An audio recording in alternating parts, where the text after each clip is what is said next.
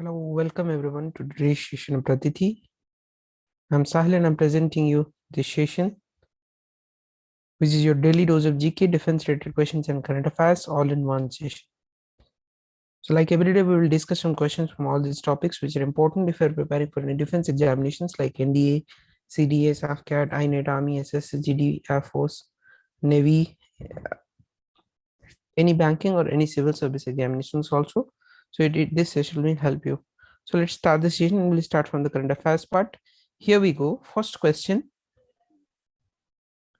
This is related to foreign affairs, and we can say, and three statements were given to us, and we have to state that these three descriptions most appropriately explains which of the following international groups. बहुत सारे ऐसे international groups बने हुए हैं. India भी quad का member है, G7 है, G20 है. तो एक ऐसा ग्रुप है जिसके बारे में ये तीन स्टेटमेंट्स दिए गए हैं. सो लेट्स सी ये जो तीन स्टेटमेंट्स है वो किसके बारे में है. So first statement was established in April 1987 by G7 countries. तो G7 जो कंट्रीज है, तो लीडिंग वर्ल्ड लीडर्स का जो कंट्रीज 7 कंट्रीज हैं, उनके जो एक ग्रुप है उसको G7 बोलते हैं, ग्रुप ऑफ 7. और ये जो हम बोल सकते हैं, ये इंटरनेशनल ग्रुप के बारे में हम जो बोल रहे हैं, इसको ये G7 कंट्रीज के द्वारा एस्टेब्लिश किया गया था 1987 में. And it was established to prevent the proliferation of missile and unmanned aerial vehicle technology. तो जो मिसाइल और अनमैन्ड एरियल व्हीकल टेक्नोलॉजी है, उसका जो प्रोलिफरेशन है वो ज्यादा लोगों के तक, क्योंकि ये सब डेडली वेपन्स हैं, इसीलिए ये ज्यादा लोगों के पास इसका रीच ना बने, जिसकी वजह से इसका गलत इस्तेमाल हो सके. इस वजह से इसको एस्टैब्लिश किया गया था ताकि जो मिसाइल और अनमैन्ड एरियल व्हीकल्स टेक्नोलॉजी है उसका प्रोलिफिकेशन को प्रिवेंट किया जा सके. और इंडिया इस ग्रुप का एक मेंबर है. आज India is a nuclear group, so India इस ग्रुप का मेंबर है. तो ये तीनों जो स्टेटमेंट्स हैं किसको दर्शाता है, कौन से ग्रुप को दर्शाता है? Correct answer is Missile Technology Control Regime, MTCR, Missile Technology Control Regime. So it is an informal and voluntary partnership among 35 countries. 35 countries जो है इसके member हैं to prevent the proliferation of the missile and unmanned aerial vehicle technology capable of carrying greater than 500 kg payload for more than 300 kilometers. जो missiles, India has lots of missiles which has been developed by India also indigenously and with the partnership of certain companies, and India is a large producer of missiles, so India is also partner of this group. and ये जो group है इसमें 35 countries है, और इसको बनाया गया था इसलिए क्योंकि प्रोलिफरेशन को रोका जा सके मिसाइल और अनमैन्ड एरियल व्हीकल टेक्नोलॉजी का. जो अनमैन्ड और एरियल व्हीकल व्हीकल्स हैं जो कैपेबल हैं 500 किलोग्राम के ज्यादा, 5 क्विंटल से ज्यादा का पेलोड ले जा सके, और 300 किलोमीटर से ज्यादा उनका रेंज होगा. The members are thus prohibited from supplying such missiles and UAV systems that are controlled by MTCR to non-members. जो इस MTCR के non-members है, उनको ये जो टेक्नोलॉजी उसको शेयर नहीं किया जाएगा ये मेंबर कंट्रीज के द्वारा. And the decisions are taken by consensus of all the members. तो ये सारे मेंबर्स है, इनके सहमति से ये डिसीजन लिया गया था. This is a non-treaty association of members countries with certain guidelines about the information sharing, national control laws, and export policies for missile systems, and rule-based regulation mechanism to limit the transfer of such critical technology of these missile systems. It was established in 1987 by G7 countries, like who are the members of the G7 countries, like USA, UK, France, Germany, Canada, Italy, and Japan, major economical heads of the world. And India became the 35th full member MTCR in July 2016, and hence A option is correct.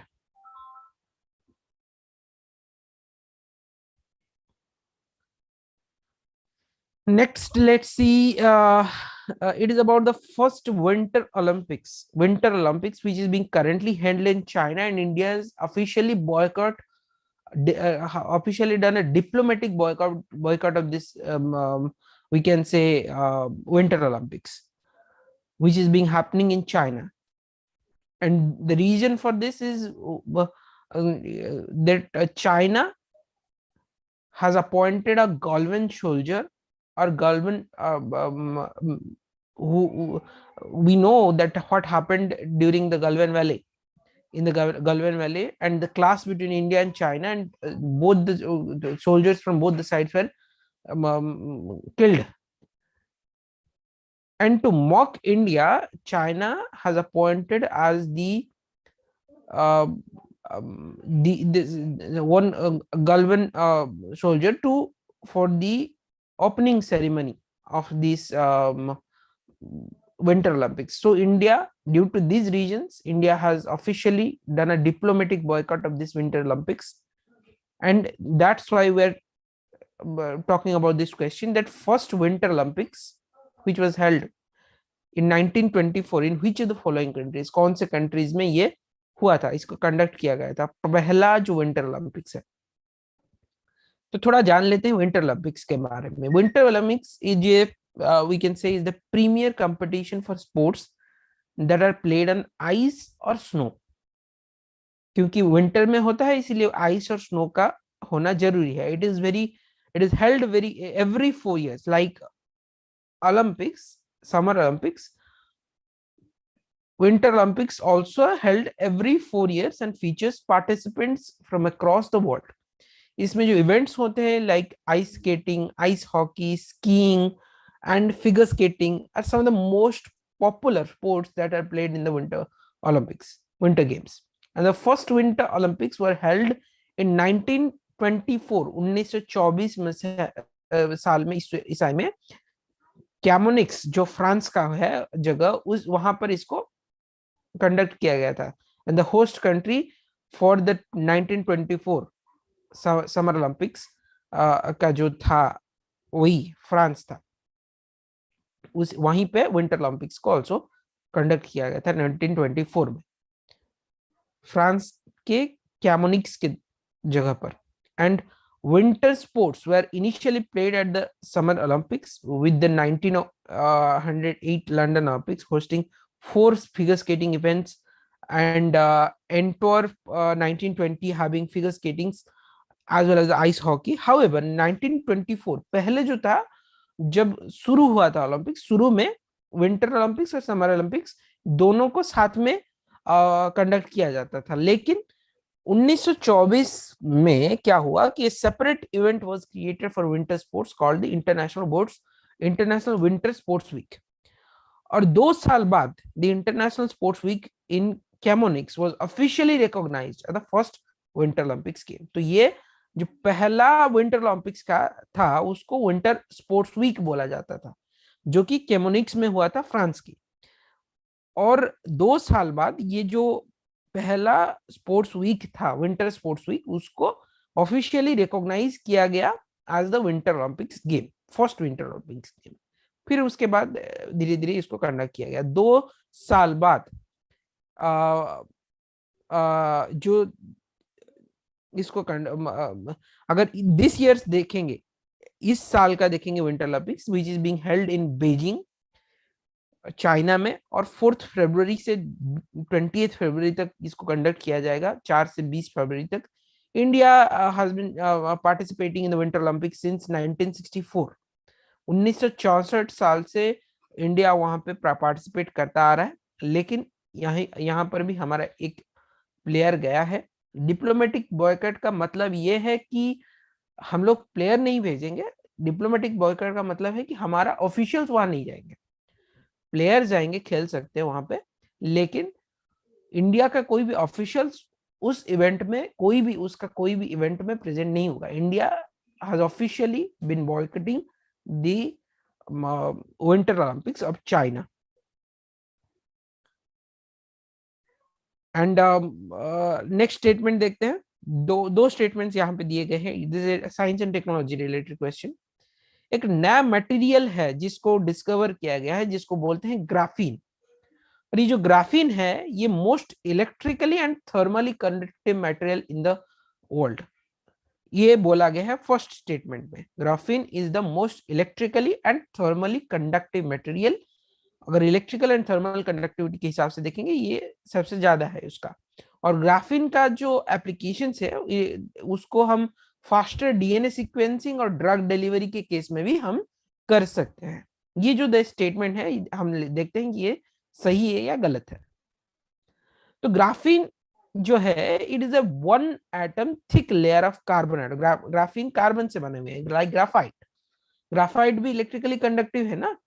तो graphene is one atom thick layer of carbon atoms arranged in a hexagonal lattice। ये hexagonal lattice form में arrangement उसका हुआ है like graphite, and this it is the building block of graphite। graphene जो है उसको building block of graphite भी बोल सकते, but graphene is a remarkable substance on its own with a multitude of astonishing properties। क्या है वो properties? First it is the thinnest, ये सबसे थिनेस्ट है। One atom thick layer, graphite जो है बहुत सारे लेयर एक के ऊपर एक के ऊपर एक के ऊपर स्टक होके बने हुए हैं। और क्योंकि एक ग्राफाइट में अगर देखेंगे कि एक एटम आज कार्बन इज, हम जानते हैं कि कार्बन एक नॉन कंडक्टिव मतलब नॉन मेटल है, और ज्यादातर नॉन मेटल्स इलेक्ट्रिसिटी कंडक्ट नहीं करते, लेकिन ग्राफाइट के केस में as the carbon atom is present in the graphite, it is connected to it is bonded to three carbon atom other carbons, and two electrons are free there, so two free electrons are there, that's why due to this free electrons it has the capacity to carry electricity। और graphene जो है ये building block of graphite है, क्योंकि जो individual seeds हैं, ये graphite का जो इंडिविजुअल सीड्स हैं उसको ग्राफीन बोलते हैं। और ये थिनेस्ट है और most electrically and thermally conductive material in the world, while also being flexible. ये फ्लेक्सिबल है, ट्रांसपेरेंट है और इनक्रेडिबली स्ट्रॉन्ग है। हेंस अगर स्टेटमेंट 1 देखेंगे तो स्टेटमेंट 1 हमारा सही हो गया। नेक्स्ट देखते हैं कि often referred to as a wonder material for its extraordinary electrical and electronics properties. Graphene could replace indium and thereby bring down the cost of OLED। OLED हम लोग जानते हैं कि एक ऑर्गेनिक लाइट एमिटिंग डायोड, ये technology है, TVs में ज्यादातर इस्तेमाल किया जाता है, मोबाइल फोन के डिस्प्लेज में ज्यादातर इस्तेमाल किया जाता है OLED को। और जो OLED का कॉस्ट होता है वो जनरली नॉर्मल एलसीडी पैनल्स अगर देखेंगे और नॉर्मल एलईडी पैनल्स देखेंगे उससे ज्यादा होता है, क्योंकि due to the cost of this indium. और अगर हम इंडियम जो कि इस्तेमाल होता है ओलेड में उसको ग्राफीन से रिप्लेस कर सकते हैं, क्योंकि carbon is available everywhere and we can create graphenes from and if we have the technology to create graphene easily, then we can bring down the cost of these OLED technologies, OLED screens in smartphones or TVs, studies have shown। तो ये हमें experiments and studies बताते हैं। दूसरे statement में हमारा एक और चीज था, graphene has a lot of promise for additional applications. क्या है वो? एंटी कोरोजन कोटिंग्स में उसको इस्तेमाल कर सकते हैं, पेंट्स में इसको इस्तेमाल कर सकते हैं, एफिशिएंट एंड प्रिसाइज सेंसर्स के लिए इसको इस्तेमाल कर सकते हैं, फास्टर एंड एफिशिएंट इलेक्ट्रॉनिक्स में इसको इस्तेमाल कर सकते हैं, फ्लेक्सिबल डिस्प्लेज में, एफिशिएंट सोलर पैनल में, और जो मोस्ट इंपॉर्टेंट है फास्टर डीएनए सीक्वेंसिंग के लिए और ड्रग डिलीवरी के लिए भी इसको हम लोग इस्तेमाल कर सकते हैं। इसीलिए हमारा जो स्टेटमेंट 2 था वो भी सही था। तो हमारा जो करेक्ट आंसर होगा बोथ 1 and 2 आर करेक्ट।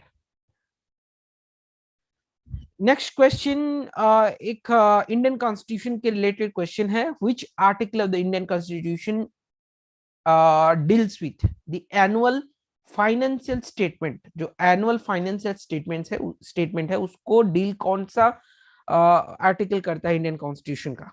तो correct answer for this article 112। 112 जो आर्टिकल इंडियन कॉन्स्टिट्यूशन का है वो डील करता है the union budget of the year is referred to as the annual financial statement. जो यूनियन बजट आता है उसको हम लोग एनुअल फाइनेंशियल स्टेटमेंट के हिसाब से भी रेफर कर सकते हैं। और it is a statement of the estimated receipts and expenditure for the government in a financial year which begins on 1st April of the current year and ends on 31st March of the following year. Overall the budget contents क्या क्या इसमें होता है, estimates of the revenues and capital receipts, क्योंकि budget अभी अभी गया है इसलिए हम इसको डिस्कस कर रहे हैं। जो बजट होता है जिसको अगर टेक्निकल टर्म्स में बोलेंगे तो ये एनुअल फाइनेंशियल स्टेटमेंट होता है, जो कि according to 112 article 112 of the Indian constitution इसको जो इसका जो प्रोविजंस होते हैं उसी के हिसाब से इसको बनाया जाता है। इस ये जो बजट में क्या क्या क्या इंक्लूड होता है, estimates of the revenue and capital receipts, ways and means to raise the revenue, estimates of the expenditure, details of the actual receipts and expenditure of the closing financial year and the reasons for any deficit or surplus in that year, and the finalize the economic and financial policy of the coming year, that is taxation proposals, prospects of revenue, spending program and introduction of new schemes and projects। ये सब include होंगे budget में, यानी कि annual financial statement. सो हमारा जो statement option B है वो करेक्ट है, article 112। Last question, which of the following statement with reference to national pension system, NPS जो होता है नेशनल पेंशन सिस्टम, उसके रिगार्डिंग अगर दो स्टेटमेंट हमें दिए गए हैं, हमें देखना है कि कौन सा सही है। तो central government has introduced the national pension system for every employee including from the armed forces. जो आर्म्ड फोर्सेस है उसको मिला के ये लोग नेशनल पेंशन सिस्टम को इंट्रोड्यूस किए हैं। ये पहला स्टेटमेंट है, सही है गलत है पता नहीं है, हमें देखना है। It is regulated by the pension fund regulatory and development authority. कौन रेगुलेट करता है नेशनल पेंशन सिस्टम को? Pension fund regulatory and development authority, PFRDA. So let's see which of the above statements are correct. So national pension system. The central government has introduced the national pension system with effect from January 2004. जनवरी 2004 के बाद से इसको introduce किया गया है। ये अभी introduce किया गया, लेकिन इसका इफेक्ट जो होगा वो 2004 से जनवरी 2004 के बाद से इसको लिया जाएगा। और जो ये अप्लाई कहां पर होगा? सभी गवर्नमेंट एम्प्लॉइज के लिए अप्लाई होगा, और except the armed forces, for every employee except the armed forces, क्योंकि उनका जो पेंशन सिस्टम होगा वो अलग से होगा, और जो नेशनल पेंशन सिस्टम है उसमें इनको इंक्लूड नहीं किया जाएगा। तो वो जो पहला स्टेटमेंट था वो गलत था। Next, in 2018 to streamline the national pension system and make it more attractive, the union cabinet approved the changes in the scheme to benefit central government employees covered under nps. nps is being implemented and regulated by pension fund regulatory and development authority, pfrda, other in the country, and so हमारा जो statement 2 था वो सही था। और national pension system trust जो NPST होता है वो उसको एस्टेब्लिश किया गया था पीएफआरडीए के द्वारा, यानी कि pension fund regulatory and development authority के द्वारा, which is the registered owner of all the assets under NPS.